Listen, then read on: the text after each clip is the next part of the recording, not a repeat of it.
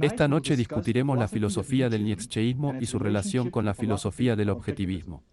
Por esto Alan Gotel, estudiante graduado de filosofía en la Universidad de Columbia, y Jerry Goodman, estudiante de la Escuela de Ingeniería de la Universidad de Columbia.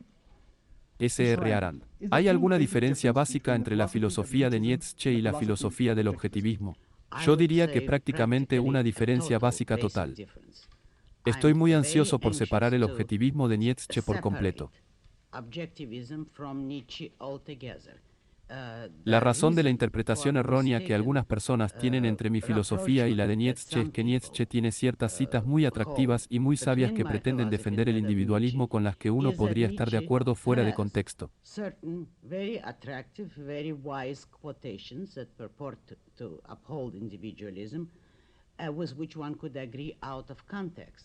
Pero aceptando su sentimiento general o sentimiento por el individualismo, no consideraría a Nietzsche un individualista y, sobre todo, ciertamente no es un defensor de la razón.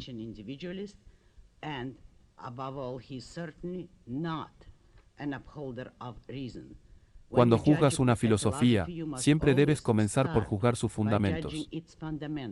Y en todos los fundamentos, particularmente en la metafísica, la epistemología y la ética, el objetivismo no solo difiere de Nietzsche, sino que es su opuesto. Su opuesto. Por lo tanto, no quiero ser confundido con Nietzsche en ningún aspecto. Señor, Dios lo ayude. Entremos en la filosofía de Nietzsche y veamos exactamente qué es lo que está diciendo y por qué el objetivismo no está de acuerdo. Ahora, Nietzsche, lo sabemos, es un filósofo alemán que vivió entre 1844 y 190 y estaba en la tradición romántica alemana. Ahora bien, lo que el propio Nietzsche defendía como discípulo de Schopenhauer, y añadiendo sus propias características, era, sabemos, por supuesto, que la realidad, en esencia, es una voluntad, la voluntad de poder.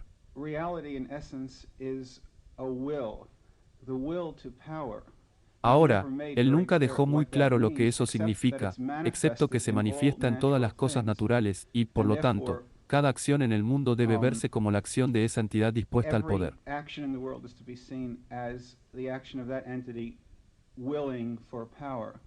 Ahora, luego continuó diciendo que la razón del hombre no es lo que llega a la realidad, sino la voluntad del hombre. Por lo tanto, continuó diciendo que en cuanto al contenido de esta voluntad, está determinado para cada hombre. En ética, dijo que realmente no hay un estándar racional de valor, pero si va a haber un estándar, entonces el bien sería la realización de esta voluntad de poder.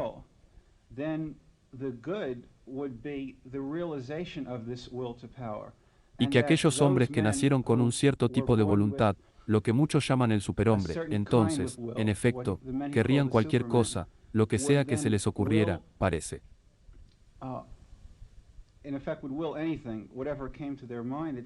Y seguirían con su vida. Y lo bueno sería la voluntad de poder. Y en el proceso, ¿cuáles serían los efectos de esto en otras personas? No tenían relación con que el acto fuera bueno o no. Ahora, podría repasar brevemente la visión del objetivismo sobre la metafísica, la naturaleza humana, la epistemología y la ética. Solo que, por supuesto, no podemos entrar en detalles, ciertamente en un programa de media hora, pero declaraciones que indiquen claramente donde el objetivismo no está de acuerdo en cada uno de estos cuatro temas. Para empezar, diría que en todos estos cuatro temas, la idea de que la realidad consiste en una voluntad contradice todo lo relacionado con la epistemología objetivista y el método objetivista. Eso es, no empiezas con abstracciones amplias, indefinidas y flotantes desprovistas de cualquier significado racionalmente defendible o demostrable. Esta es la idea de una voluntad que representa realidades tan malas y del mismo orden que la idea de cualquier idealista filosófico que afirma que la realidad consiste en una idea, no en la idea de alguien, sino solo en una idea. Y el Nietzsche de Schopenhauer pertenece a la misma categoría. Es por eso que considero a Nietzsche filosóficamente como un místico, porque la realidad para él no es real. No reconoce la objetividad de la realidad. Para empezar, es un subjetivista en esa medida.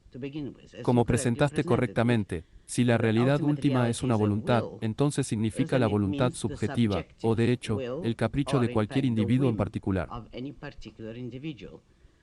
Eso es metafísico, epistemológicamente. Nietzsche creía que la razón no es válida. Se contradijo a sí mismo muchas veces sobre este tema. En algunos aspectos, permitió cierto papel menor a la razón, como lo hacen la mayoría de los platónicos. Pero en este sentido, su libro más revelador es el llamado El nacimiento de la tragedia, en el que introduce dos principios, el principio de Apolo y el de Dionisio. Como él lo llama. El principio de Apolo es la razón, que considera que aporta ciertos valores y de cierta importancia, pero realmente secundaria y subsidiaria, como todos los místicos consideran la razón. Pero Dionisio es el símbolo o principio de algún tipo de poder innato, no racional, que puede ser capricho, emoción, voluntad o cualquier cosa que desee llamarlo, pero que está separado y es superior a la razón.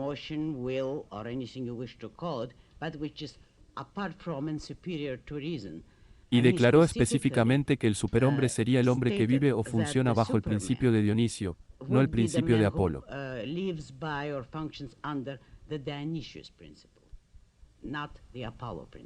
Ahora, eso es exactamente lo contrario del objetivismo, que sostiene que la razón es la única herramienta de conocimiento del hombre, su única herramienta de valores, y que la razón es la única facultad de los hombres que debe guiarlo en sus acciones y en su percepción de la realidad.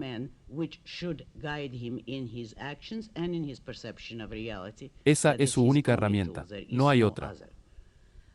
Esto es con respecto a la epistemología de Nietzsche.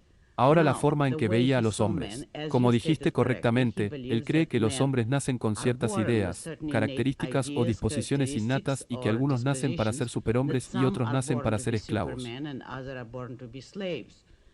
Ahora se refería de nuevo al tema de los esclavos. Nunca dejó muy claro si lo decía literal y políticamente o metafísicamente en el sentido de una clase inferior de seres. Y aquí es culpable de muchas contradicciones. Por un lado, se oponía a la dictadura política o al Estado político. Por otro lado, afirmó que los llamados hombres esclavos o inferiores son la presa natural del superhombre y que estas cuestiones a quien pertenecen son totalmente no objetivas y deterministas.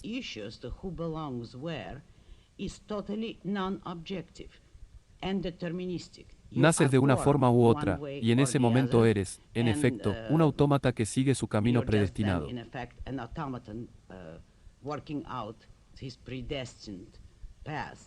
Ahora, eso es exactamente lo opuesto al objetivismo, que sostiene que el hombre nace tabula rasa y que no hereda ninguna idea o valor al nacer, que tiene que desarrollar su propio carácter, sus propios valores y sus propias ideas y conocimientos. Tiene que adquirirla por una acción volitiva de su propia mente. La mente del hombre, que es facultad evolutiva, es la herramienta que establece no solo su supervivencia y su acción contra la materia inanimada, sino que también determina y crea su propia alma.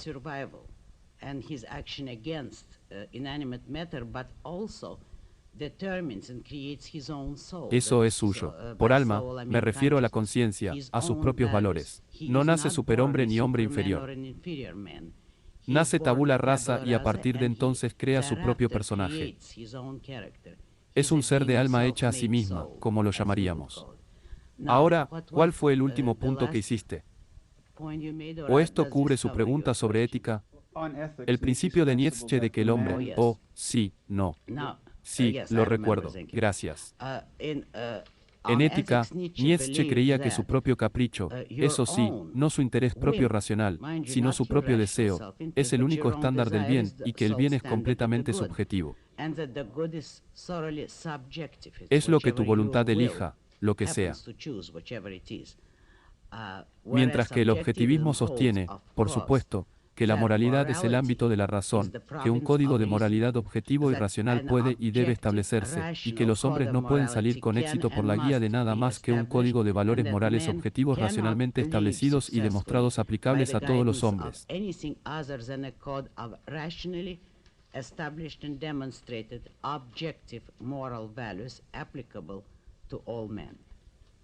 S.R. Goodman, en sus libros, sus héroes son John Gould, Hank Griden y Howard Roark, Todas estas son personas superiores. Esto ha llevado a la confusión de su filosofía con la del concepto nietzscheano del Uberman, que usted comenta. Las diferencias, sí, sin duda, porque aquí es un equívoco sobre la palabra superior. Si te refieres a superior en el sentido de excelencia.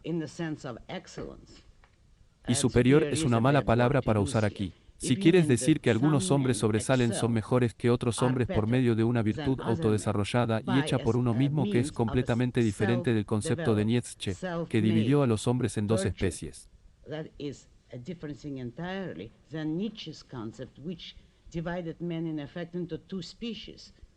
Verá, la palabra superior es más aplicable a la filosofía de Nietzsche. Es una palabra que nunca usamos, y nunca describo a mis héroes como hombres superiores. Los describo como hombres ideales, que es un concepto completamente diferente. Ahora, en el concepto de Nietzsche, un hombre es superior o inferior por nacimiento. No tiene nada que ver con la moralidad. Él nace de una manera u otra. Ahora, si los hombres están determinados a hacer algo por nacimiento, esto coloca todo el asunto fuera de la provincia de la moralidad. No puede tomar el crédito ni la culpa de un problema en el que no tiene otra opción. La moralidad se refiere solo a aquellos aspectos de la existencia en los que el hombre tiene una opción. Ahora, el objetivismo sostiene que el hombre es un ser de alma hecha a sí misma, lo que significa que tiene la opción de crear su propia virtud o vicio, no superioridad o inferioridad, sino excelencia, eficacia o incompetencia, debilidad, evasión, todo lo cual está dentro del ámbito de la elección del hombre y está determinado por él, no por ningún tipo de determinismo innato.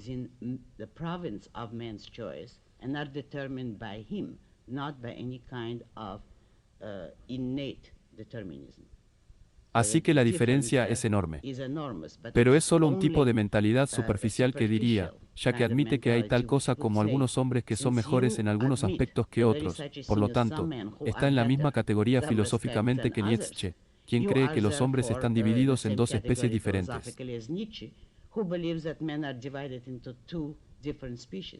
Puede ver que Nietzsche y los objetivistas a este respecto se encuentran en polos opuestos filosóficamente y no están de acuerdo. No pertenecen a la misma categoría. Señorita Ryan, a menudo se dice que si un hombre es verdaderamente superior, ¿por qué debería seguir los mismos códigos morales que las personas inferiores tienen que seguir? Porque, de nuevo, no define claramente aquí el término superior e inferior.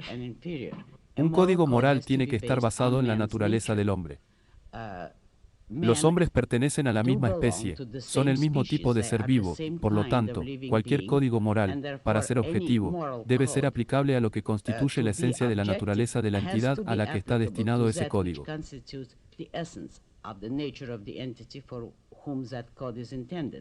Un código que contradice la naturaleza del hombre es imposible de practicar para él, y ciertamente el altruismo es un excelente ejemplo de ese tipo de código. Racionalmente, un código de moralidad tiene que basarse en la naturaleza del ser para cuya guía está destinado. Puesto que los hombres son todos ejemplos de la misma especie, sus reglas fundamentales de conducta, la que es común a todos ellos y se aplica a todos ellos, tendrán que ser las mismas.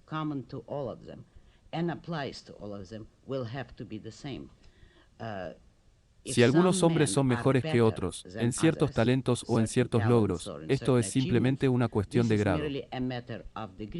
Es una diferencia de grado, no de clase.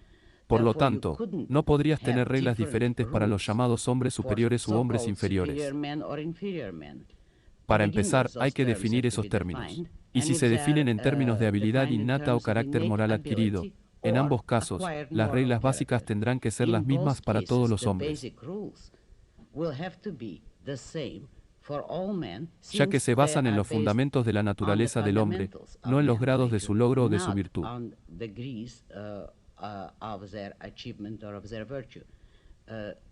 Ninguna moralidad adecuada consistirá en reglas concretas, estrechas y específicas. Toda moralidad consiste en amplios principios básicos. Por lo tanto, utilizan la aplicación de aquellos principios que un hombre mejor o un hombre menor hará que difieran de acuerdo con la naturaleza de su propio estado moral o su propia capacidad. Esa es la aplicación. El grado será diferente, no el principio básico, que, en lógica, tendrá que ser el mismo para todos. S.R. Gutealt habla en inglés. Señor Arand, estaría de acuerdo en que, de hecho, hay una contradicción inherente en la última pregunta. Si la pregunta significaba superior en términos de excelencia moral, entonces un hombre es superior solo en la medida en que sigue un cierto código moral. Entonces, preguntar, por supuesto, es una muy buena observación. Hay una contradicción en la pregunta. Rand, ¿cuál es la razón básica de la acción en la filosofía objetivista en comparación con el impulso impotente de Nietzsche? Lo volverías a decir, por favor, discúlpeme. ¿Cuál es la razón básica de la acción para la acción humana y la filosofía objetivista en comparación con el impulso impotente en la filosofía nietzscheana? La razón básica de la acción en la filosofía objetivista es la naturaleza del hombre. El hecho de que por su naturaleza tiene que crear y adquirir todo lo que necesita para sostener o expandir su propia vida. Que nada se le da al hombre en la tierra, ni valores materiales ni valores intelectuales. Todo lo que necesita o quiere tiene que ser producido y descubierto por él, y ese es su ímpetu básico o motivación para la acción. En la filosofía nietzscheana es este concepto místico e indefinido de la voluntad sin ninguna definición de lo que es esa voluntad, ni de lo que es lograr. Es un paquete místico. Por cierto, es por eso que los existencialistas, que son la filosofía mística líder de hoy, clasifican a Nietzsche como uno de sus antepasados. Y hay mucho terreno para que los existencialistas lo adopten. Tienen razón al hacer eso. Él pertenece a sus categorías. También abogan por el compromiso con algún tipo de valores sin ninguna razón, sino una elección arbitraria del individuo. S.R. Gaadel, el concepto de Nietzsche del buscador de poder incluye en la idea que es glorificada junto con el buscador de poder que es glorificado, que el buscador de poder, y específicamente el buscador de poder sobre el hombre, es también el hombre independiente y autosuficiente.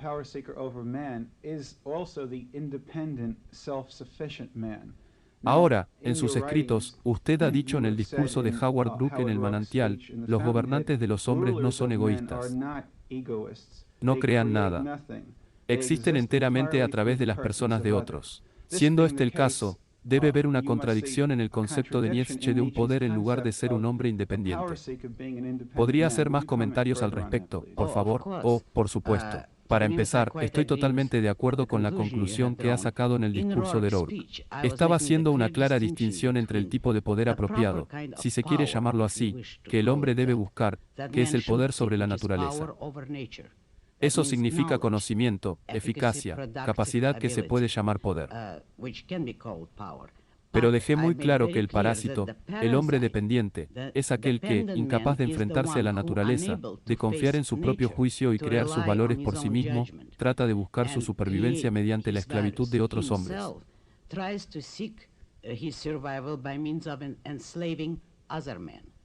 Por lo tanto, el parásito es el más dependiente de todos los hombres. Tiene que existir por medio de la actividad productiva o intelectual de los demás.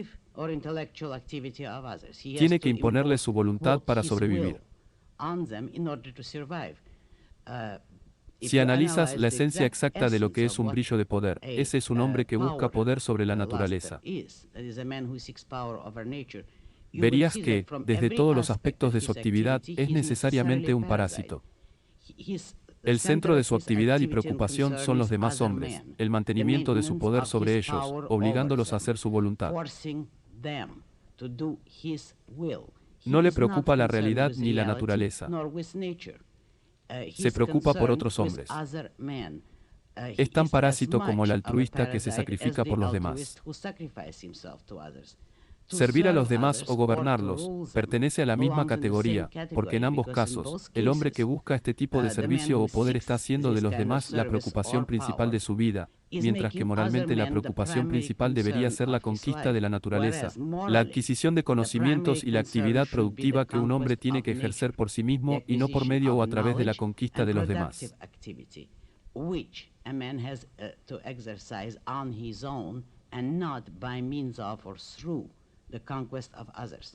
Por lo tanto, la posición objetivista le diría que buscar el poder sobre los demás es una de las peores y más malvadas formas de parasitismo. Lejos de ser la provincia de un hombre superior o un héroe, es la provincia de un hombre inferior o un cobarde que teme la responsabilidad de valerse por sí mismo. Señor Fox, señorita Rand, usted ha mencionado en otras ocasiones, que hay dos escuelas básicas de filosofía, la platónica y la aristotélica. Dado que estos dos son tan básicos, me preguntaba si podría dar la conexión metafísica entre la filosofía de Nietzsche y Platón y el objetivismo con la filosofía de Aristóteles.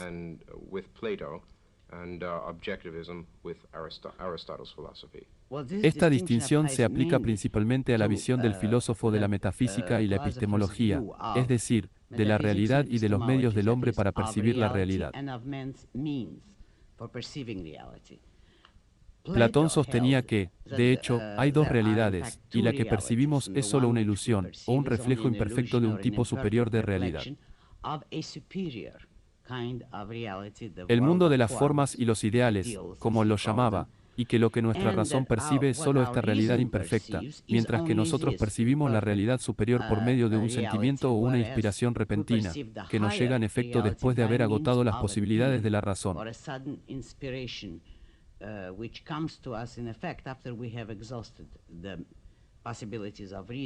Una eliminación superior y mística es nuestro medio para percibir esa realidad superior y real. Esto, en forma muy simplificada, es la esencia de Platón, bien lo observa. Eso es lo que creía Nietzsche, que una realidad es solo una voluntad, que no hay reglas objetivas, y que lo que la voluntad, su voluntad, la voluntad del hombre o simplemente esta voluntad despersonalizada elige es lo que constituye o hace realidad.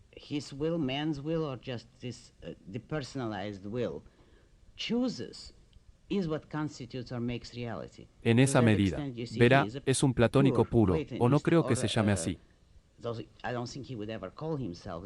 Él está estrictamente en la tradición platónica de negar la validez de la realidad que percibimos. Negar la validez de la razón como herramienta de conocimiento del hombre, y atribuir poder epistemológico a los sentimientos del hombre, a la inspiración o revelación indefinida, que percibe alguna forma indefinida de realidad superior.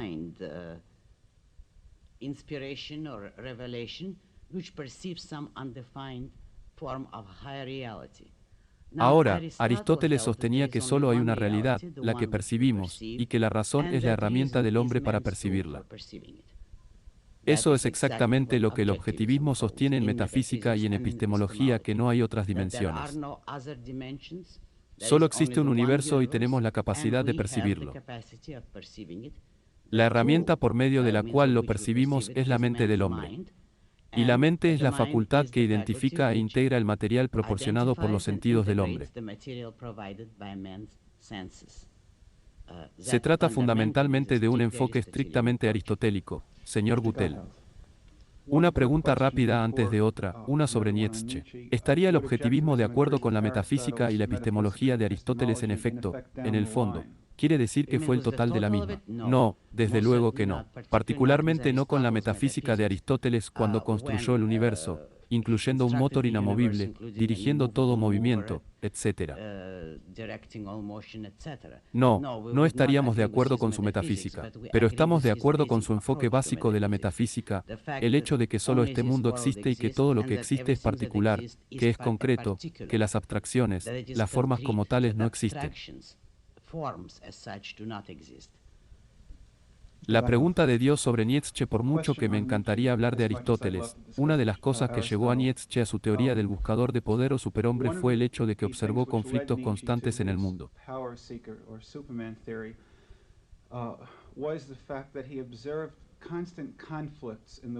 Conflictos tanto a nivel animal como allá. Apeló a la teoría de la evolución de Darwin.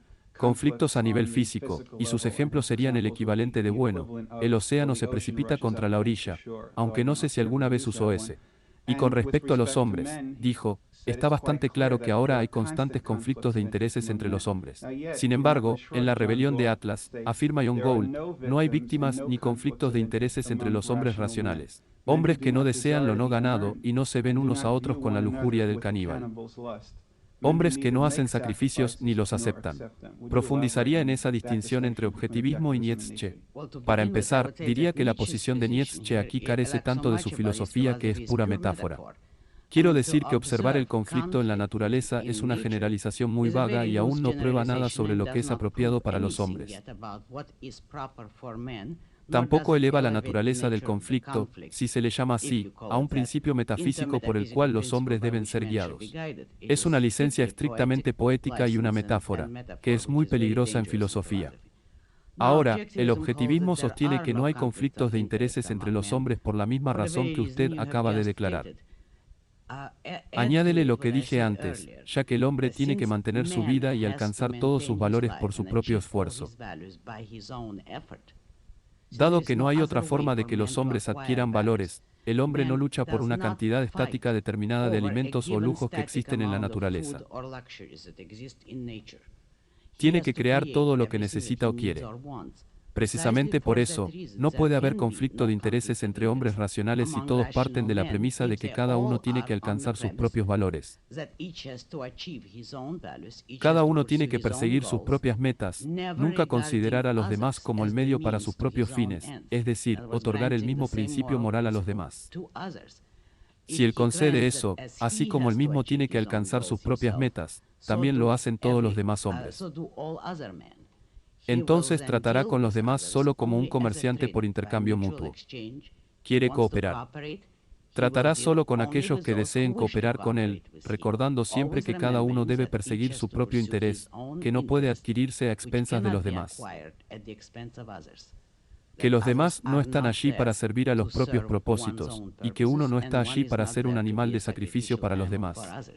Es en este sentido que tendríais una cooperación perfecta y una sociedad no sacrificial entre los hombres. Rand, la mayoría de las filosofías tienen un objetivo utópico de la sociedad, como la República de Platón. ¿Existe una sociedad utópica objetivista? No me gustaría usar ese término porque la República de Platón, por cierto, es el arquetipo de todos los estados totalitarios. Es el primero registrado, y todos y cada uno de ellos desde entonces han tomado prestado de Platón, uno donde el otro. Si quieres usar el término utopía, úsalo libremente, no filosóficamente. Te sugiero que leas La rebelión de Atlas, en la que presento lo que podría llamar una utopía que es la sociedad libre ideal. Y titulo uno de mis capítulos, La utopía de la codicia, deliberadamente como un desafío a toda la tradición de los utópicos platónicos que piensan que la sociedad ideal consiste en una manada de hombres regimentada, abnegada y altruista.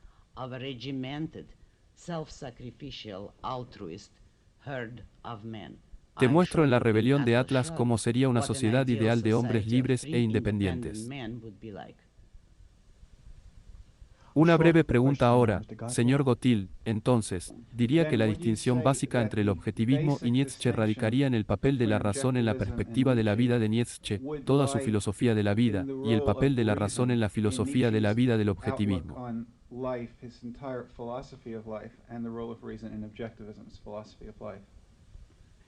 Sí, yo diría que esa es la distinción crucial. Gracias, caballeros. Y gracias, señor Arayan. Esta noche hemos estado discutiendo la filosofía de Nietzsche y en qué se diferencia de la filosofía del objetivismo. Conmigo en el panel de esta noche estaban Alan Gottlieb y Jerry Goodman. Señorita Rand, gracias de nuevo. Esto es